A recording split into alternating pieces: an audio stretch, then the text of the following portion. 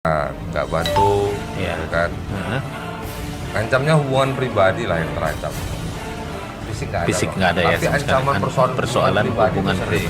Dan nerima uang nggak saya terima. Nggak satu lopo lagi gitu nggak?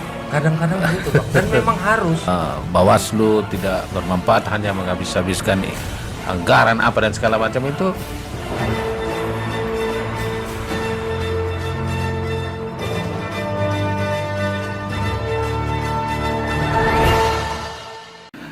FM saturasi suara satu kata penumpang pasti selalu di hati.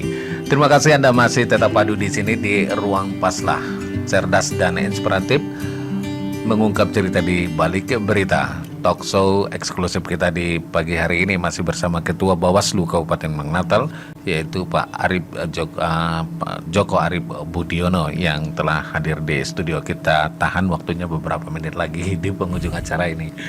Nah, sebagai lembaga yang punya pengaruh besar ya dalam pesta demokrasi dan bersentuhan langsung dengan pelaku, baik caleg ataupun cakada, sejauh ini pernahkah terjadi konflik dengan mereka? Atau adem-adem saja? Atau banyak yang minta bantu gitu? Ya. Konfliknya baik apa saja gitu? Konflik tentu saja sesuatu yang nggak bisa kita hindarin. Nggak bisa dihindari konflik itu ya. Ada pertarungan, apalagi ini kan menyangkut pintu masuk kekuasaan. Pintu masuk kekuasaan dan apa namanya, kepentingannya sangat luar biasa, ya? Kalau memang orang minta bantu banyak, bahkan jangankan minta bantu bang, nyuruh minta dimenangkan, ngancam juga sering gitu kan. Kalau nggak misalkan ngancam, kalau misalkan kita nggak bantu, ya kan, ngancamnya hubungan pribadi lah yang terancam gitu. Terus kita nggak berkawan. Saya jujur bang, saya dulu 7 tahun yang lalu, kok 7 tahun? 11 tahun yang lalu, sejak 2009 itu saya kan berada di staf ahli DPRD. Hampir semua pelaku politik di Mandailing Natal, khususnya di dalam pertarungan legislatif itu saya kenal. Jadi memang ya, kadang-kadang ada hal-hal yang kadang karena merasa dekat, mungkin merasa mereka berharap dibantu. Tapi saya selalu bilang, bang, nolong saudara, nolong sahabat, nolong teman itu memang wajib. Tapi bunuh diri itu haram, bang. Jadi kalaupun saya harus nolong, jangan suruh saya bunuh diri gitu ya. Saya akan nolong sesuai apa yang bisa saya tolong, dengan saya tidak melanggar apa yang menjadi etik saya atau menjadi prosedur perundang-undangan. Saya pikir itu aja. Nah, kadang-kadang teman-teman kecewa sekali dia. Kecewa karena memang mintanya kadang-kadang ya di luar itu. Ya saya ya udah, kalaupun pada akhirnya ya mudah-mudahan berdoa saja, mudah-mudahan ke depan ini bisa kita perbaiki dan kemudian bisa sama-sama dipahami dalam posisi gitu ya. Posisi. Artinya boleh lah ya kita saling membantu, tapi tidak melanggar aturan dan etik gitu ya. Nah, sebagai itu intimidasi atau semacam tawaran dalam bentuk materi gitu. Intimidasi fisik nyaris nggak ada lah bang. Sampai hari ini betul-betul nggak ada. Makanya saya appreciate juga lah terhadap teman-teman pelaku politik di Madinah ini sampai hari ini belum ada ya. Belum ada. Tapi kalau namanya tawaran bang, wah ini intimidasi juga sebenarnya bang. Tawaran datang terus. Berat itu ya. Saya sih enggak. Berat menolaknya atau bagaimana? Saya nggak mikirin bang. Nggak dipikirin. Nggak saya pikirin orang datang. Ya kasus orang datang untuk bisa nambahin suara, bawa uang ratusan juta. Saya bilang nggak bisa, udah gitu aja. Saya bilang nggak bisa, udah saya tinggalin ya. Nah, kecewa dong dia. Kecewa pasti bang. Tapi juga dia harus bayangin bahwa permintaan itu sesuatu yang nggak mungkin dan nyuruh saya bunuh diri tadi. Jadi kalau dipikir berat, enggak juga bang. Orang memang nggak saya pikirin dari awal gitu. Orang memang saya membayangkan, wah berapapun yang ditawarin dia nggak akan lebih banyak kerugian saya yang saya terima nanti. Itu aja. Menerima nggak pernah ini ya berarti ya. Menerima ancaman, menerima uangnya enggak gitu ya. Menerima saya bilang kan tadi ancaman fisik nggak ada. Fisik nggak ada. Tapi ancaman persoalan hubungan pribadi. Dan nerima uang nggak saya terima. Nggak satu lopo lagi gitu nggak. Kadang-kadang gitu bang. Dan memang harus ya. Harus kadang-kadang kita kan ada momen-momen yang kita nggak boleh. Ini misalkan sudah muncul. Saya kenal beberapa paslon itu bang, jauh pada saat saya di Medan sudah kenal. Dan nanti begitu muncul bapak paslon, ini kan sudah muncul bapak paslon. dia mau jadi paslon, saya pasti duduk aja saya udah milih. Macam dulu pada saat pileg, saya nggak keluar rumah ya, Bang. Kalau nggak dari rumah ke kantor, rumah ke kantor, beli kopi pun ke kantor, karena takut begitu di Lopo nanti jumpa orang. Persepsi orang jadinya. Persepsi. Kita cerita cabai tomat pun di situ, Bang, nanti pikir soal suara.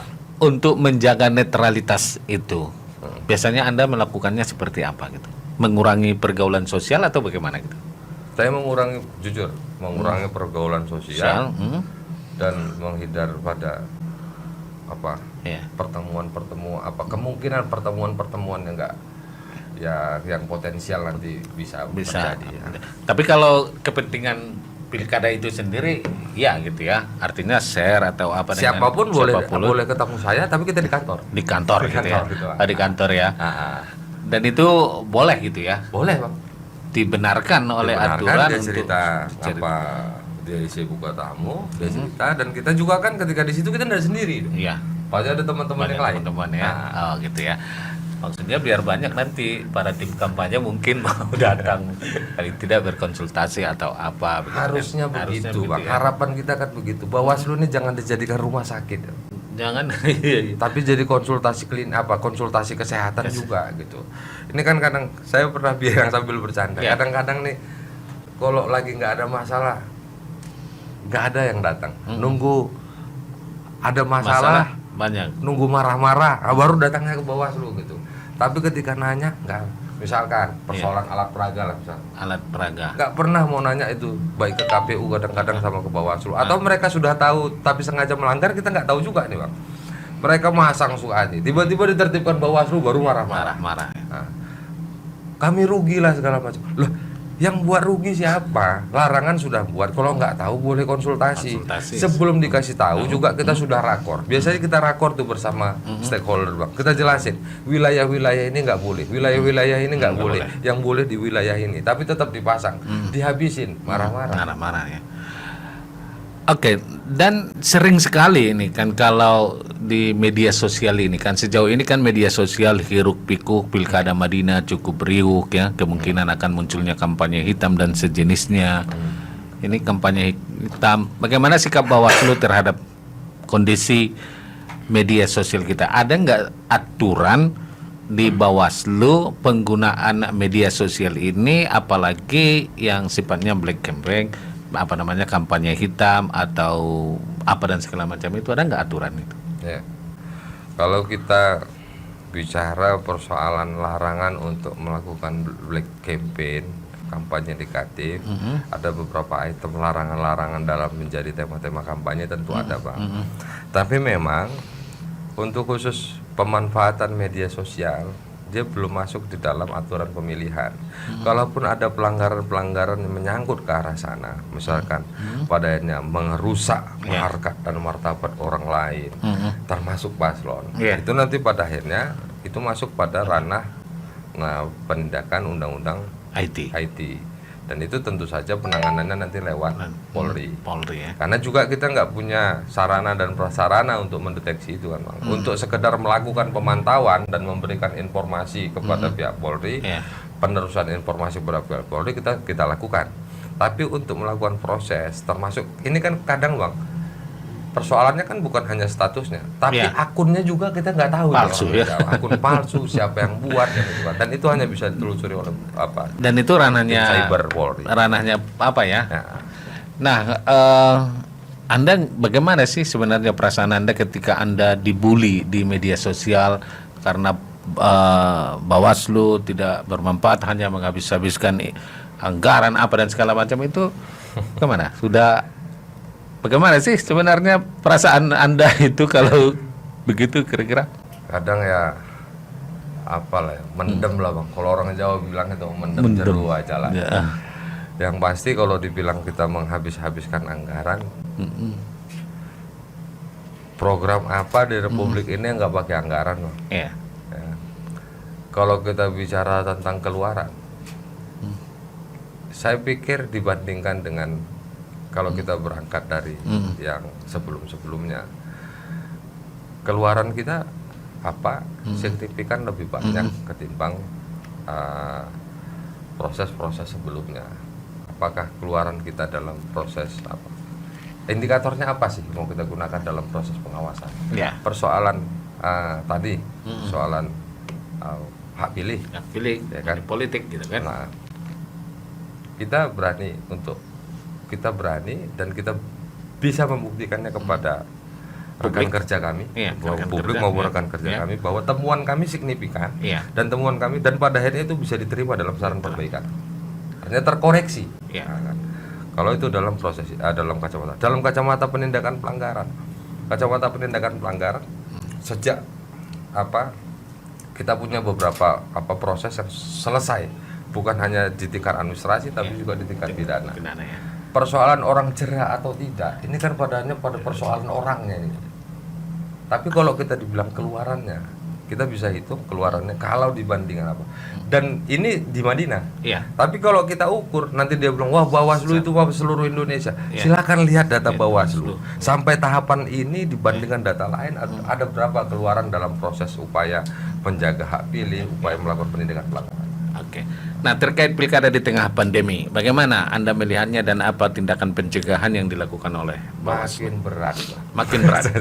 Banyak pelanggaran itu. Kalau pelanggaran protokol itu nanti ranah siapa itu? Di satu sisi, Bang, ya, kita sudah dibebani untuk melakukan proses pengawasan terhadap prosedur tahapan. Di satu sisi, dengan terbitnya Perpu 2 2020 itu yang memasukkan pencegahan COVID menjadi bagian dari norma penyelenggaraan pemilu. Tentu saja ketika itu sudah dinormakan, itu menjadi bagian dari pengawasan kami, ya kan? Namun Bang, pendekatannya hanya ada dua. Pertama, pendekatan administratif, ya kan? Secara pendekatan administratif, maka kalau berdasarkan PKPU 06 yang harus memberikan teguran, itu harusnya KPU dulu. Nah, ketika teguran tidak diindahkan, baru nanti ke Bawaslu. Nah, dan Bawaslu, kalaupun misalkan ini sifatnya hanya administratif hanya dua kemungkinan, Bang. Kalau nggak perbaikan, ya kan? Ya teguran lagi gitu. Nggak ada yang mengikat dalam persoalan dalam undang-undang pemilihan. Yang kedua, pendekatan pidana.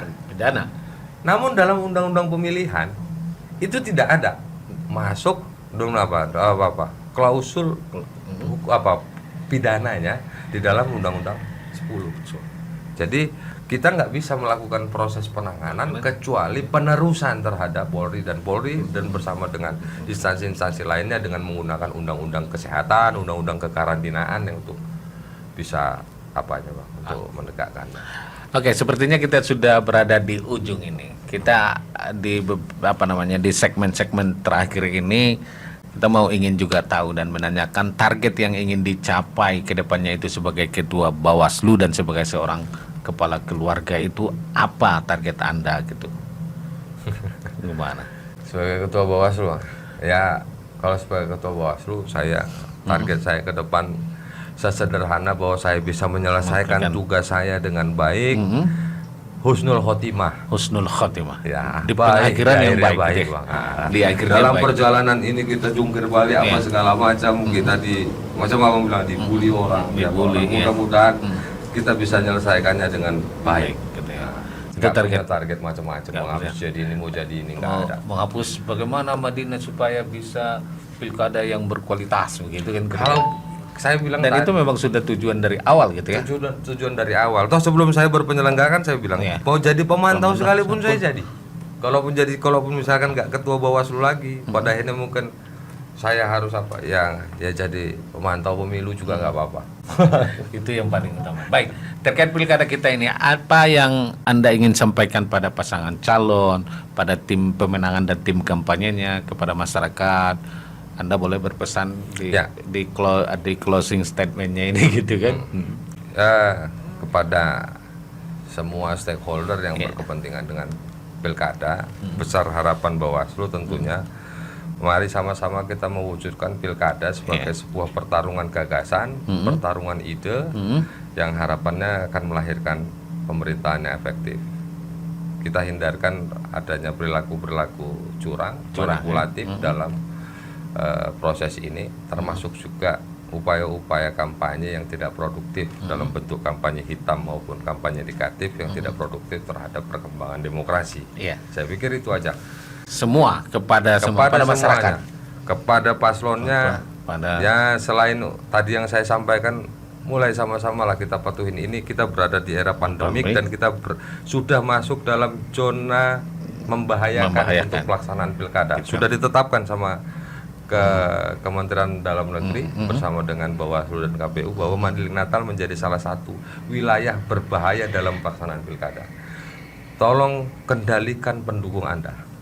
Jadi saya nggak pengen nanti ada bilang, nggak berharap ada nanti paslon bilang, klaster baru ya. paslonnya bilang, wah ini semua bukan mau saya, tapi ini karena apresiasi dari pendukung saya. Harapan kita bahwa seapresiasi pun apa dukungan kita dalam rangka menghindari munculnya klaster baru, tolong kendalikan pendukungnya agar tetap taat pada protokol. Saya pikir itu. Oke, baik. Terima kasih Pak Joko Arif Budiono ini ya. Sahabat Istad FM menjadi pengawas tak jarang menimbulkan dilema, terlebih mengawasi pilkada dengan berbagai kepentingan dan situasi yang muncul di dalamnya. Namun sebagai seorang profesional yang berintegritas, semua itu wajib dilaksanakan dengan berpegang pada aturan yang ada. Semakin kita mampu berdiri di tengah-tengah dinamika kehidupan, akan semakin besar manfaat yang bisa kita bagikan dengan orang lain.